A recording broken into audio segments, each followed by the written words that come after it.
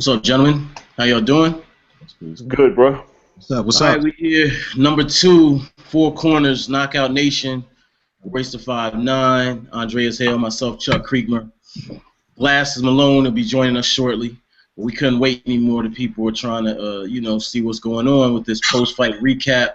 And I definitely want to get y'all's thoughts on how y'all felt about the fights. You know, obviously, first and foremost, the Mayweather-Maidana fight. But we're going to talk about the other ones, too, and some of the other business things that have been kind of coming down the pipeline also. So first of all, why don't you guys give me your overall assessment of the fight itself, and then specifically Maidana and Floyd's performances. Nickel, you can start. Okay. As far as the Floyd and Maidana fight, I didn't think it was a good fight overall. Real dirty fight.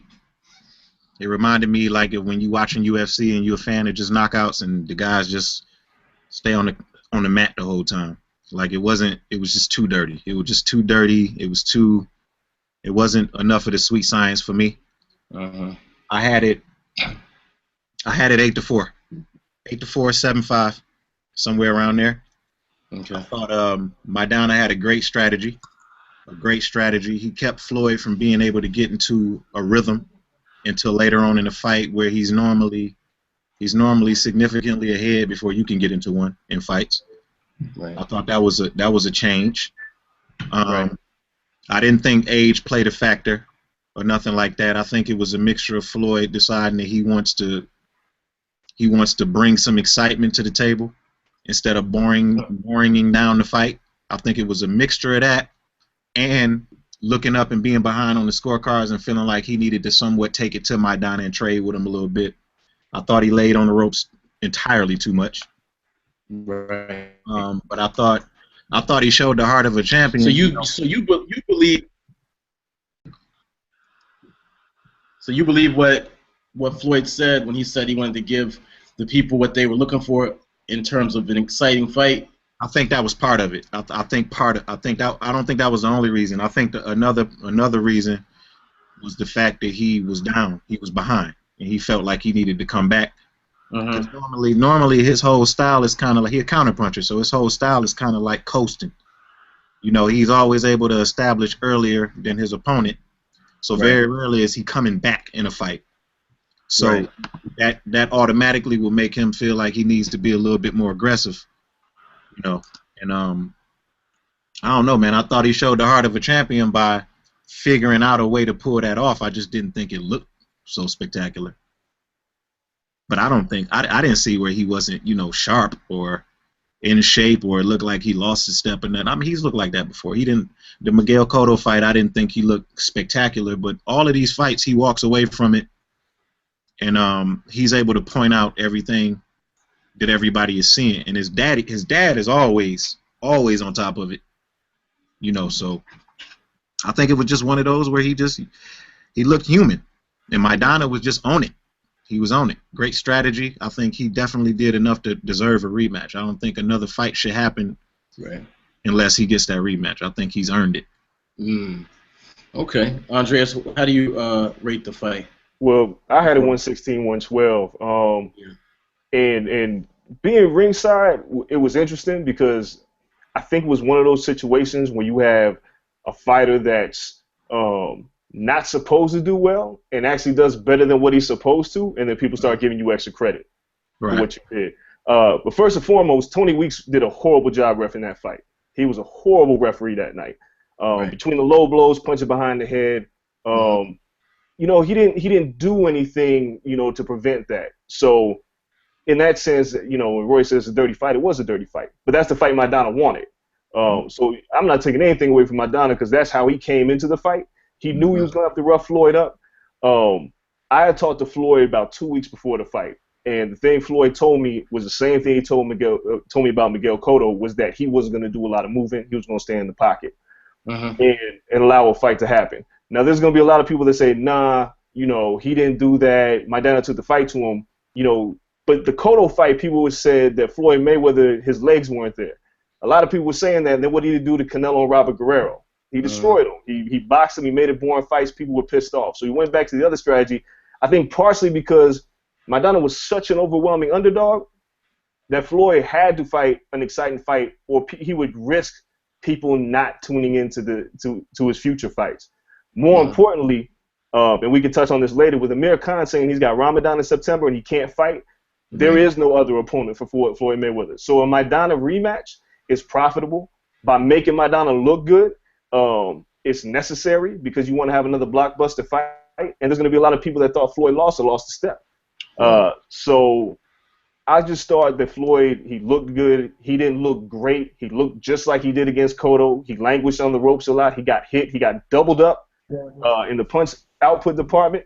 Oh, Glasses, what up? Who joined us? But I think the more important thing is that Floyd did what he had to do to win. And when you land 54% of your punches, it's hard to call anybody that's fighting that. Like it's hard to say somebody else beat Floyd Mayweather. You land 54% of your shots. That's crazy. To Maidana's 21%. Yeah.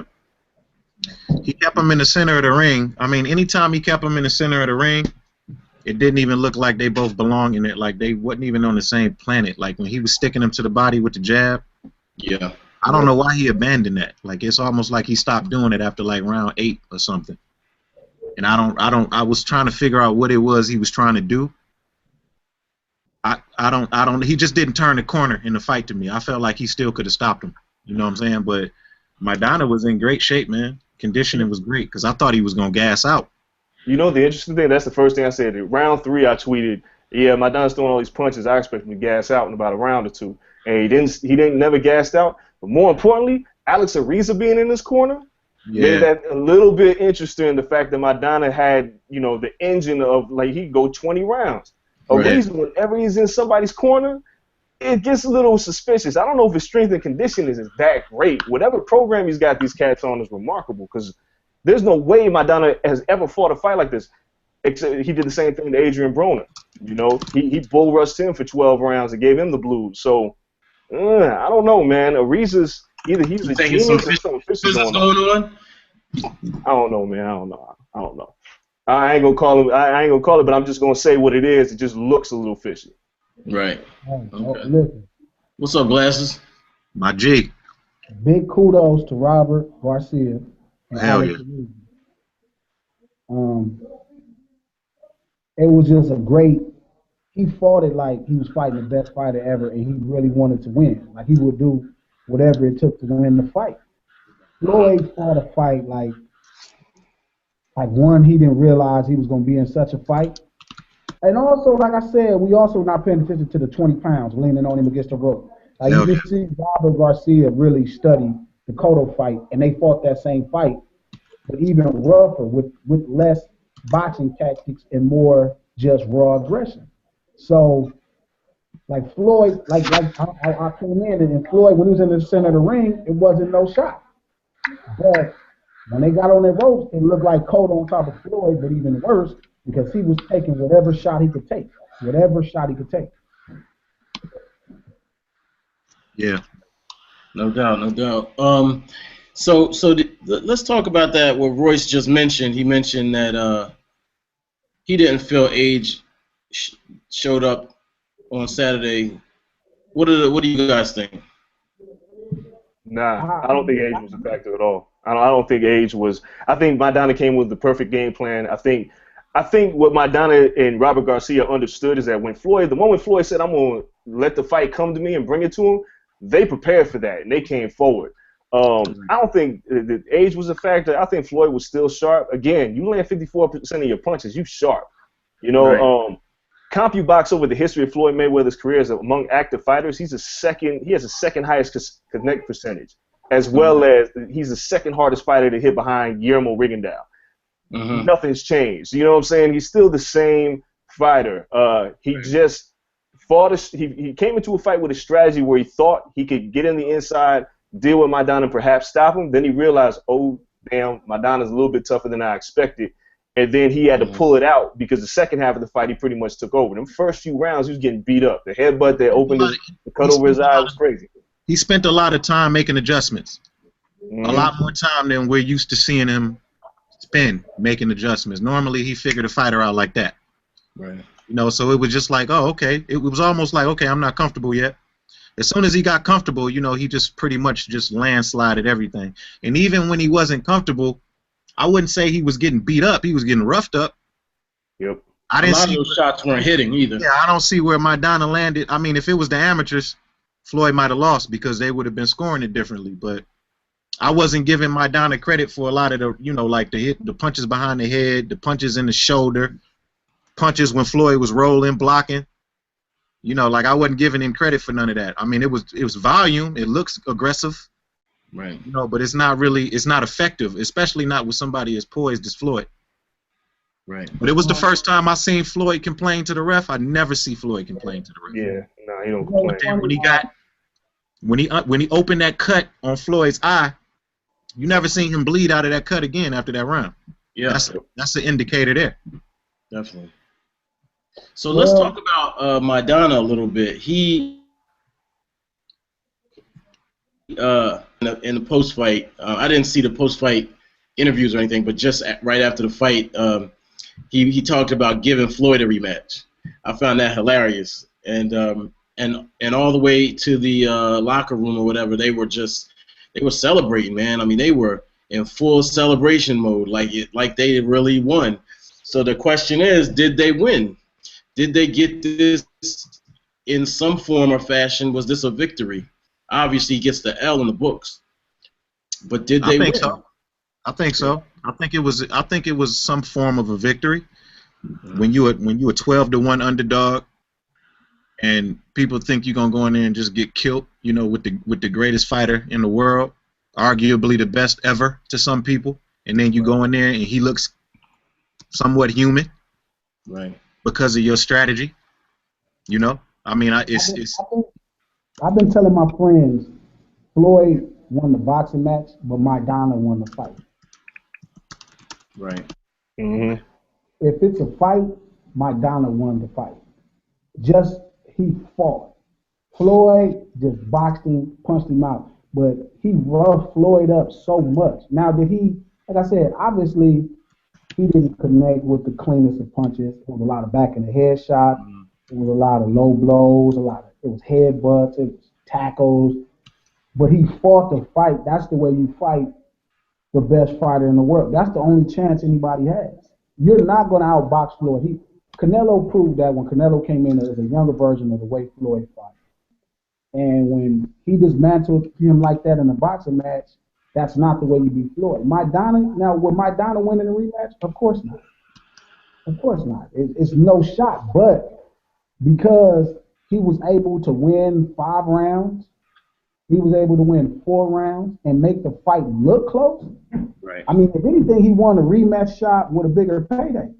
You know what, man? I think he showed that he can box a little bit better than people gave him credit for. That's another victory, because there was a time in the fight where he was sticking Floyd with a jab. I don't know if y'all noticed that. Mm-hmm.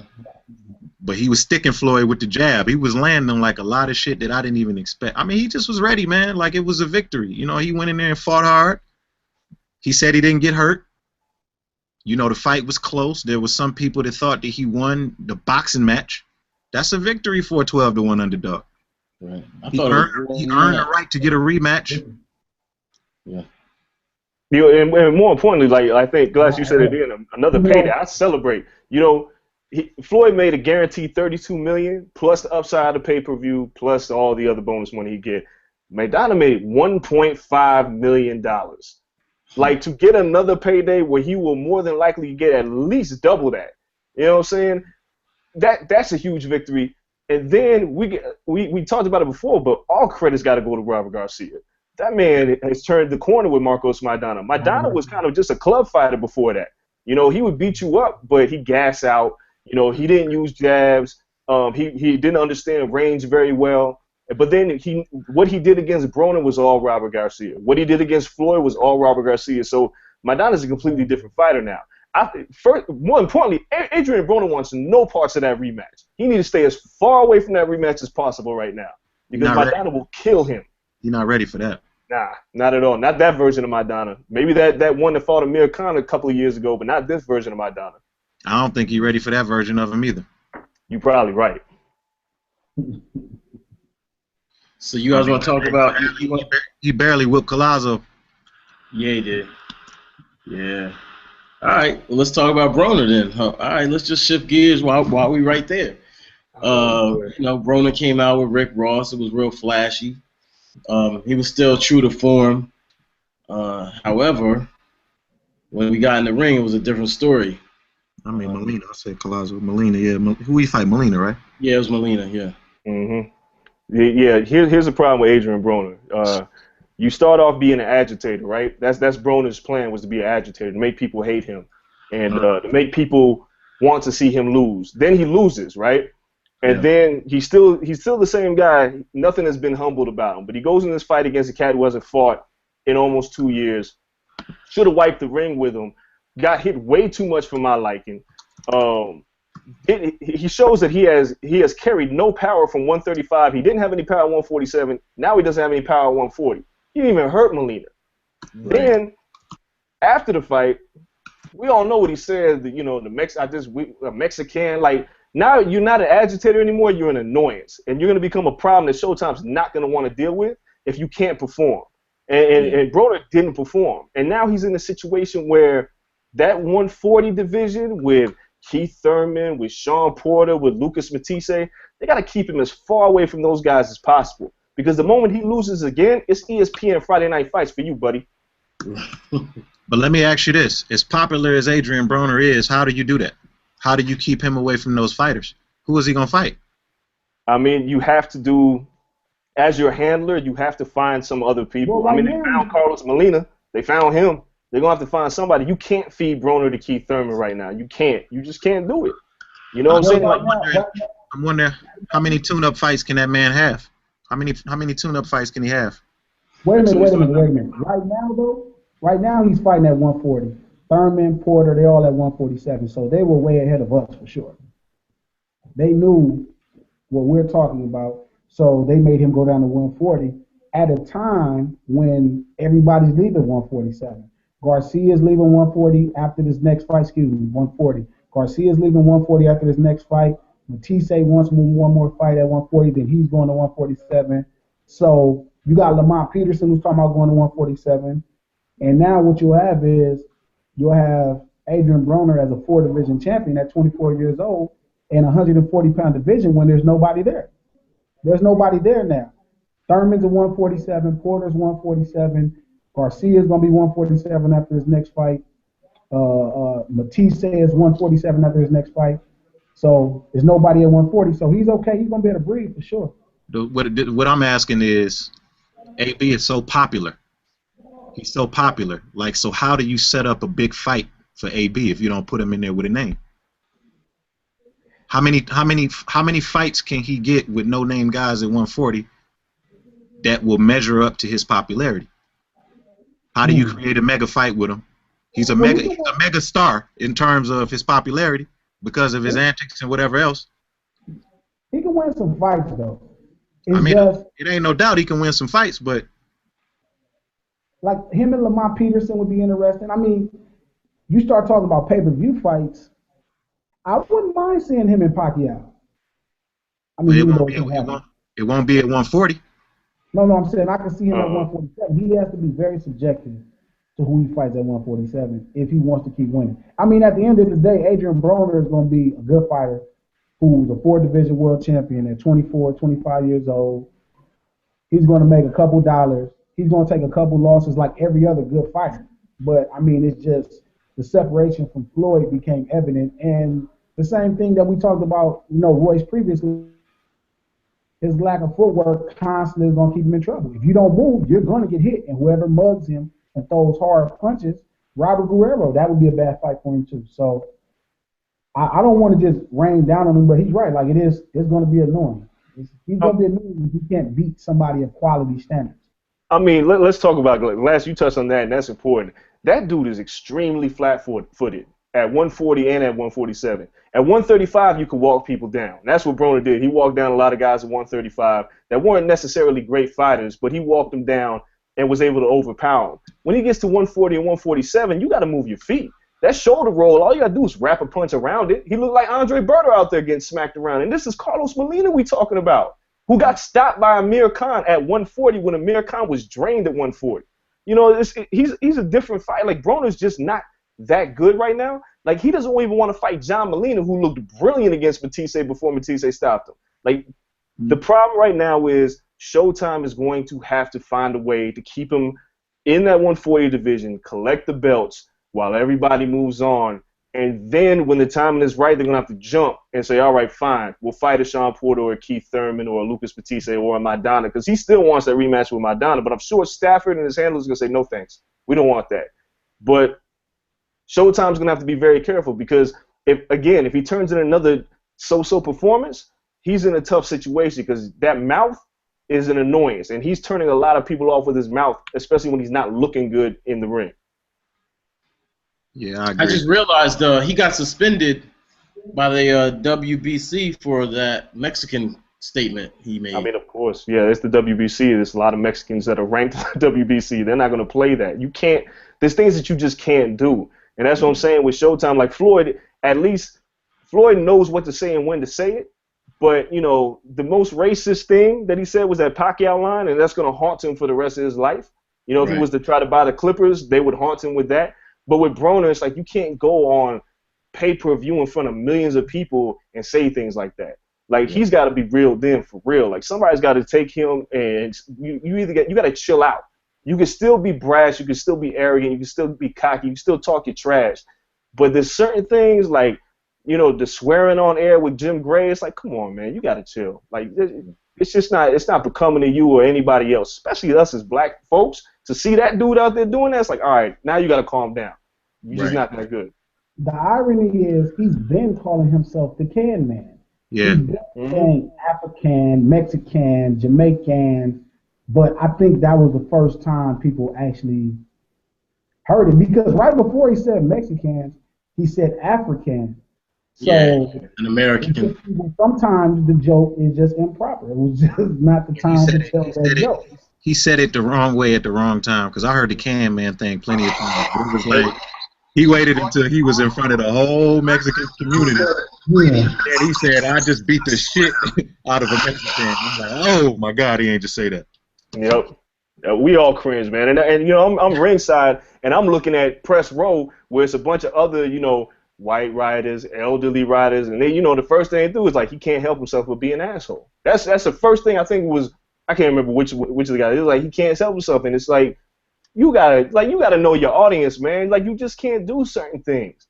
And like Glasses, you're right. He said it a million times, but dude, to put a curse word or Mexican in front of Jim Gray, in front of a Cinco de Mayo, you doing too much. Is he serious about Manny? Yeah. That's the best fight for him.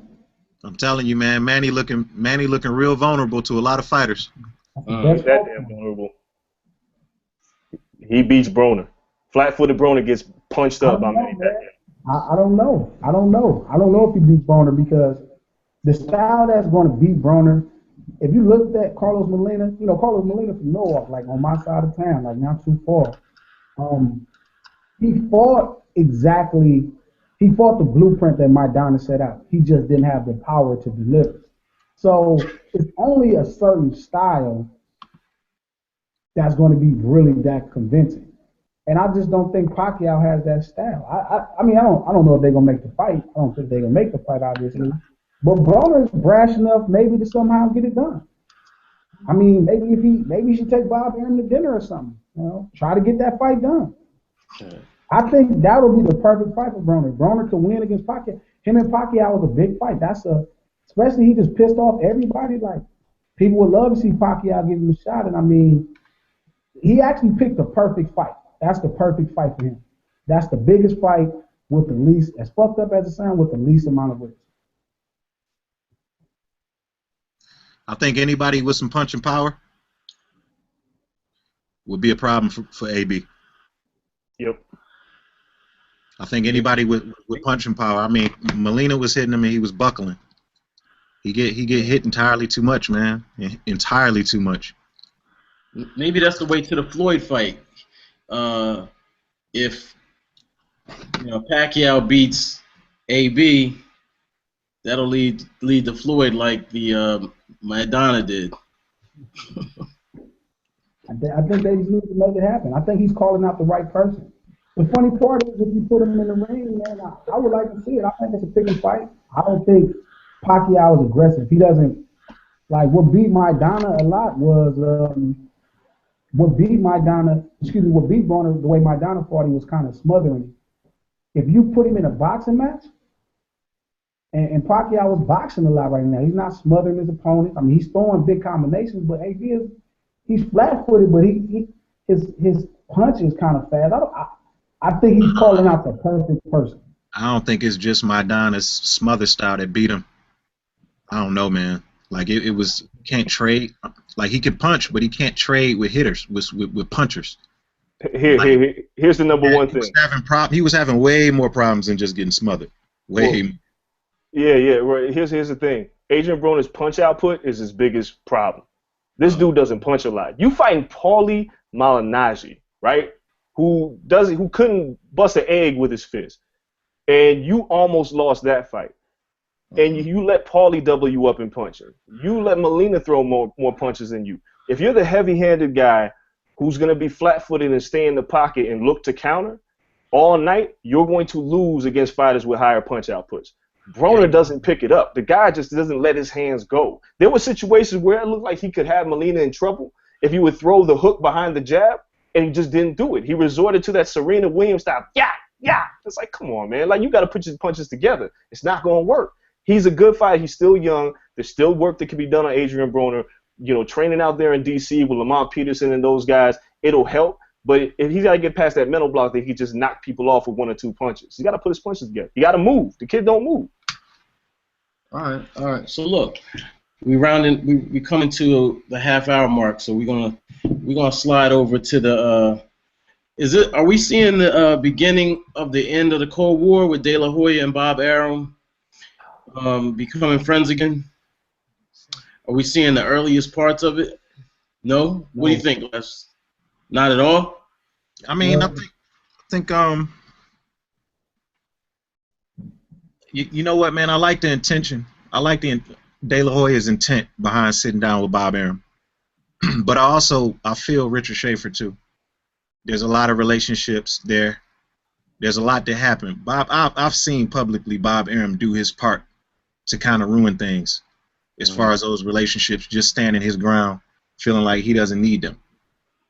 So it's probably a little more difficult to patch up, but I understand that Golden Boy was formed based off of being pro-fighter and pro-boxing. So if that's what forming Golden Boy was based off of, to get boxing out of the hands of like Don King and the Mafia or whoever was running it, and making it more for the fighters and more for the game, then it makes sense to end the Cold War, because that's essentially what's ruining boxing right now, that Cold War. You can't make a big fight. Right. And then you're gonna keep putting Manny in there with people under the top rank stable before he can get in there with Floyd, and somebody gonna end up, knocking him out. Like, that's what's gonna happen. Well, my issue, I think, that I keep realizing is a lot of the fighters under Al Heyman are not signing contracts to Golden Boy. It's kind of like a handshake deal, from what I understand. And that's the dilemma now with Oscar and Schaefer.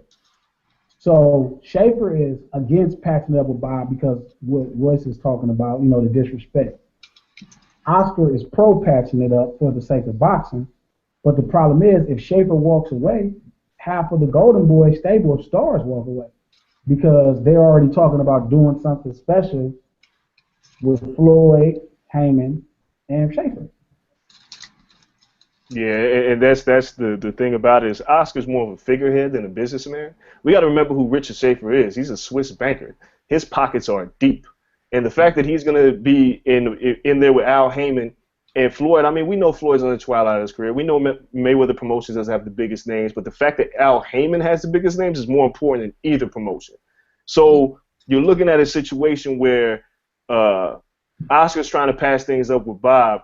Richard doesn't care. He's looking at Al Heyman like, you're the businessman. Let's handle this. These fighters are all under contract with Allen, not Golden Boy. So let Oscar do whatever he wants to do. What Bernard Hopkins told me on Friday that struck a chord with me, he was like, at this point, we're Pepsi, they're Coke. That's that. And when you say a line like that, when you draw the line in the sand, well, you don't even draw the line in the sand. You just built a wall. Because these are two companies that are very similar in the same field, but will never do business with each other. So Oscar, I think the only thing that Bob Arum can hope for right now is for Oscar to come in, find a way to take Canelo away, and bring him over the top rank, and make a Pacquiao-Canelo fight. That's really, I can't see anything else because Canelo's the only guy that I think Heyman doesn't have. But why is Bernard so against the patching things up? Because last time I spoke to him, he made it sound like he wanted, as a fighter at least, he wanted to see the Cold War ending. He does, but he doesn't want to see it with Bob. Bob has done some shady handlings for years, man. It's Bob. I mean, for Bob, the last fight to say let's boycott Floyd's fight. I mean, stuff like that is why the Cold War is not going to get patched up. That was crazy. That was crazy for him to say that. Right. Who says that kind of thing? It's, if you want to patch things up, you don't say you're going to boycott a fighter, and you're not going to say you're going to boycott a fighter because he's a. Now Bob has egg on his face because he was like boycott the fight, 12-1. That fight was better than all the fights you just put on. So you got to chill with that. That card was amazing. Oh man, that was a good card. Yeah. Say again. What'd you say? That was an amazing card, man. That card. Oh was yeah. So much better than Top Rank's card, man. It was just better. It was better. It was more drama. It was better. It's what I thought boxing should become. It should become entertainment as well. Like, you take even the first fight with Jay Leon Love, that fight was kind of really a great fight. It was. You got to see the heart, you got to see everything. It was compelling. The next fight, you see it of Adrien Broner, he's a star in the sport. You finally putting stars on these pay-per-view cards to make sure they perform, and you end up getting a fight to where now we like, okay, Adrien Broner had his own drama. The things that's coming out of his mouth. He couldn't take care of business. Then you got Amir Khan, and Amir Khan looks pretty decent, but, it's still some questions. Then you got Floyd in one of the closest fights of his career, to the audience, and now you have a card that makes Top Rank, card look like it wasn't even relevant. And we talking about sellout versus no sellout. Yeah, and I mean, you look at the star power that was in the crowd that night too. I mean, you had Kendrick, you had actors, you had MCs, you had everybody coming to see the fight. Then they come to a fight and they didn't leave disappointed. That's crazy. And here's the other funny thing about it. It was Cinco de Mayo weekend, right? Which is usually the fight where Floyd picks a Mexican. There was an Argentinian. There were 2 Mexicans on the pay-per-view card. The crowd, who is usually the buying public, is usually Hispanic people. A vast majority were from all different. It was African Americans. Dog, it was like all-star weekend out here. It was crazy. So you look at the level of star power that was brought to the fight. You look at the quality of fights, and then you go back to Pacquiao Bradley, and then you look at that card. Do you remember a fight off of that card? Anybody aside from Pacquiao Bradley? Who else fought on that card? I remember everybody complaining about it. Exactly. Vargas fought a fight that he shouldn't even won. I was going to take a nap, and I'm there, and I'm going to take a nap until Pacquiao Bradley. I was tired. I wanted to go to sleep. That's funny. All right. Well, okay. So check it. Now the other fight that wasn't on the card was Lil Wayne versus Garcia. Did y'all see that? Now that was funny. That was a great epilogue to a great night of fights. I don't even know what to say about that. Yeah, that shit wasn't sanctioned. That shit wasn't sanctioned by the WBC. That wasn't supposed to happen. Yeah, that was great. I loved it. And, that card was just amazing. It was just the best ever. Like, that's what boxing should be about. That's entertainment. When I seen it, I was like, it's so many things to keep looking at. I'm going back, looking at the comments. I don't even care about Bradley Pacquiao already. I didn't care about it the next day. Whatever. Oh yeah, that bottle being thrown and all of that. The card has drama. You got Broner getting suspended for saying some shit out of pocket. You got Khan talking shit as if he could ever win a round with Floyd. You got Jay Leon Love, who you like, and then you got this possible rematch. I mean, it's so much drama in the card. That's great television. It made for great television. I had to get home early to watch all the fights. I had to because I couldn't miss a fight. Yeah, why would I want to boycott that? Why would I want to boycott that? If anything, I'll boycott that fucking whack ass Bradley and Pacquiao fight. That shit was whack. They need to get those numbers still haven't come out. Huh? Those numbers still haven't came out neither. Now, what about the possibility of Porter versus Thurman? Not now. It ain't happening now. That's basically killing off one of your future stars immediately before they pick up any steam. Keith Thurman's a scary guy. Them hands punching with, like, he told me, he was like, you might not see another fight get past the 6th round because he feels like there's no reason to feel out your opponent. I'm gonna feel him with these punches. That's what he told me. That's the kind of fighter you want to see right now.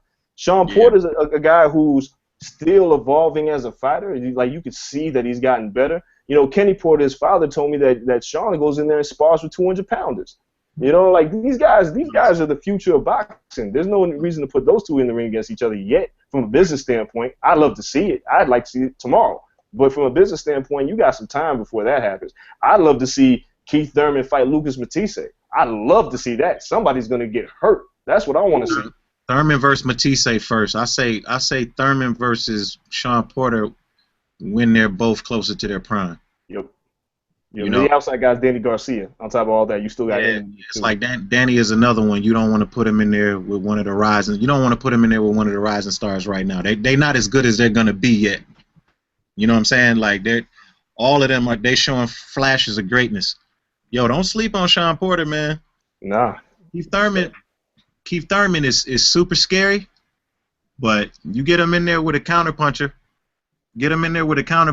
And especially if he's not talking about filling nobody out, he's gonna have problems. So you got to be careful with that. It's fun to watch, but he really needs to. I don't think they should try to move him up too fast either.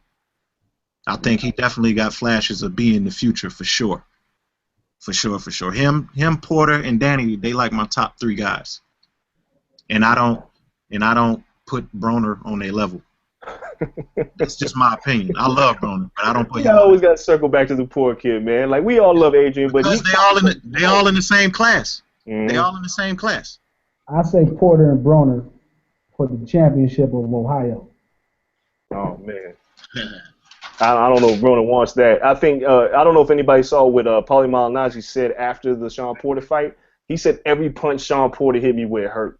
Every punch. And he never felt power like that in his life. He's strong. I don't think Adrien wants that right now. Not right now. Mm-mm. It'll be fun in the future. But Sean's a good kid. He's a nice kid. He's clean cut. He speaks well. You know, he's not a trash talker. He's everything that Broner isn't. And if those two were to meet in the ring at the right time, that could be a huge fight. Yeah, Porter comes to the ring to fuck shit up. Broner might not last. I mean, all roads lead to AB.